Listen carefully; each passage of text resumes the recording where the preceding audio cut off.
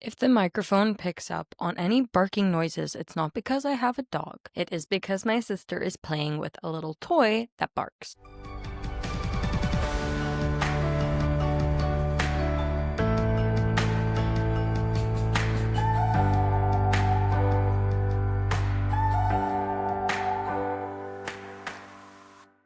Welcome back to Oh My Growth. My name is Mindy. I'm about to go on vacation to Malta and I'm so excited, which also means that I wouldn't be able to film anything, so I'm filming this in advance so that I can stay consistent now and post every 2 weeks because that is my new goal with this. But since I'm going on vacation, I want to make an episode that is relevant to that. So today I want to talk about 7 tips for making the most out of your vacation. We all work so hard all year, but do we actually rest when we get time off?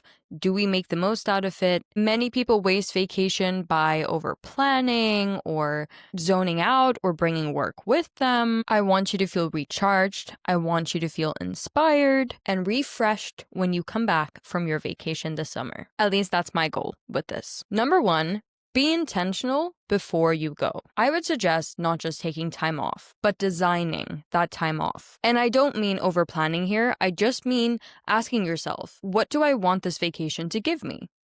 Do I want it to give me rest or adventure or reconnection? It's nice to have like a theme or guiding goal with your vacation if you want to make it intentional. For example, for me, my vacation is a little bit about going back to my roots because I'm going to Malta and that's something that's really special to me.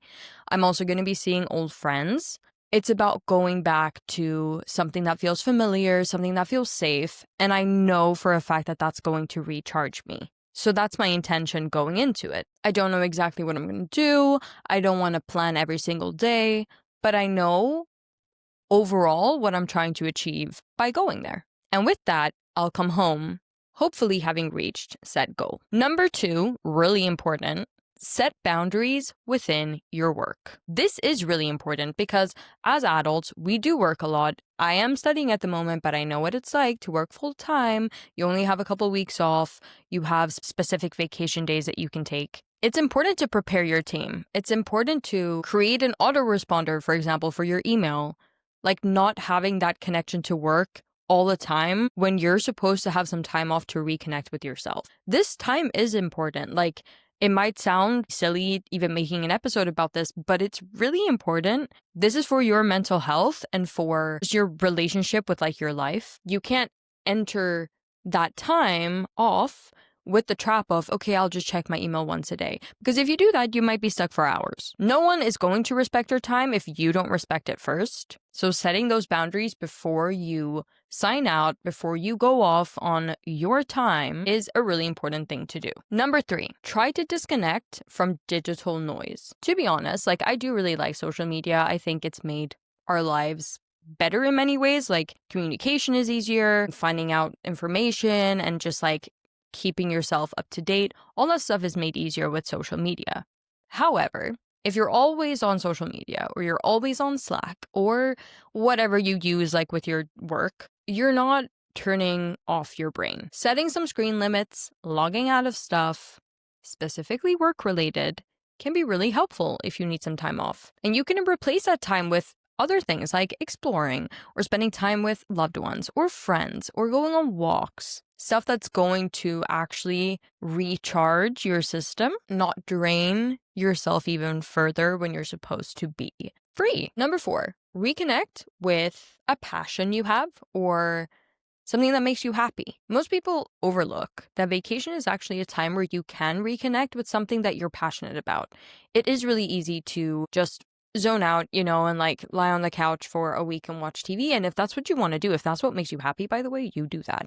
But it is very easy to just end up doing that if you don't actually have an intentional plan with your time off. When we're in our daily routines, it is really easy to push aside little activities or creative outlets that we have that make us feel happy. It could be reading a book. It could be playing an instrument. Like I have so many books that I have not finished because I just don't find the time. This is your moment to recharge through that kind of stuff. And this is not about productivity. It's not about productivity at all. It's just about joy, doing something that you're passionate about doesn't lead to like burnout in the same way. But our passions often get buried underneath a lot of other stuff that we have to deal with. Just 30 minutes a day of something that you really love that you usually don't have time for can be really fulfilling. This is a time where you have that opportunity. So being intentional with that as well is something I would suggest doing and something I'm going to try to do. Number 5, do something that feeds you.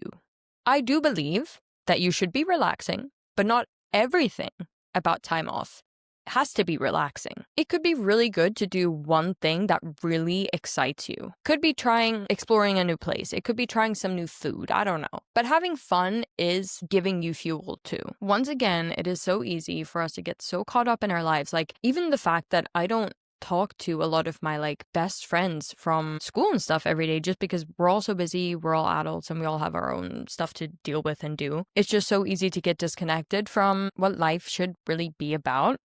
I don't know who created the system where we have to work all the time, but I guess that's just the way it is if you want to sustain yourself. So when you have the opportunity, take it. Do something that excites you. Do something fun. Number 6, schedule true rest as well. In points 5 and 6, we're talking about doing things that are fun, setting aside some time to do something that makes you happy, maybe doing one thing that excites you. But overall, of course, the majority of the time left should be about relaxing. Relaxing doesn't have to mean doing nothing. Relaxing can just mean not having a plan all the time.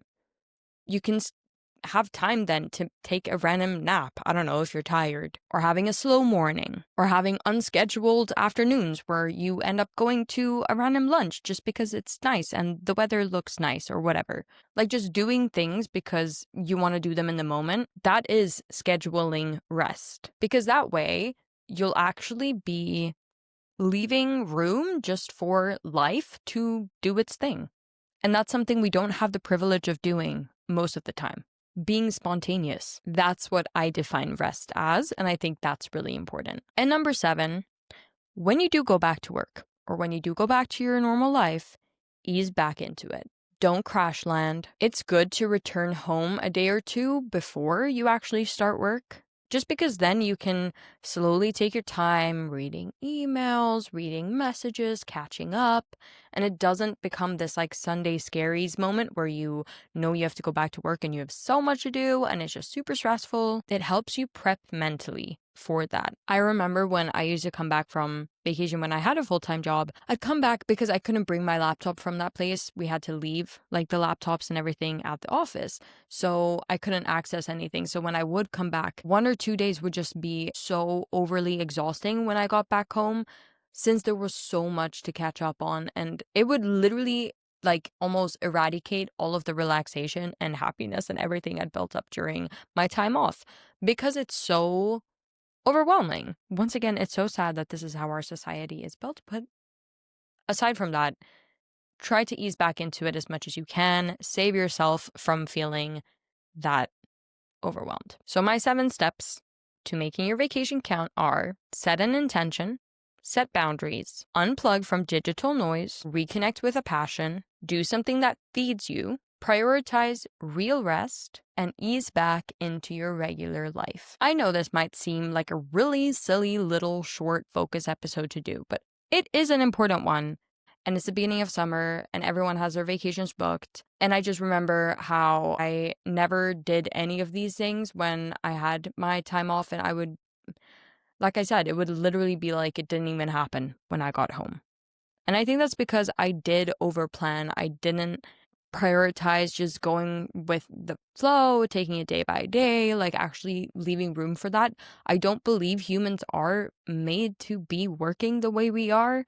This is how our society has built it up. Money is important. I hate money. I know I don't actually hate money, but like I hate the concept of money. The concept of going to school until you're 18 and then working until you're older, and then just that's when you get to relax. Like that's really silly. So when you do have these rare occasions where you can actually relax and that you have time set aside for that, please make use of it. Like make the most out of it. It is really important for your mental health, more than you probably think. I hope you have a really good summer and that you get some well-deserved rest. That's all I actually wanted to talk about this time. It's a short one. It's a focus episode. I love listening to the podcast called Do You Fucking Mind? And she does focus episodes sometimes. And I kind of like it because they're short and they're easy. And it just gives you like a little pop of whatever you're looking for that day. That's what this is going to be. I'm going to borrow that concept and call this focus. I hope you have a wonderful morning, evening, night, or day wherever you are at. And I will see you next time on my podcast.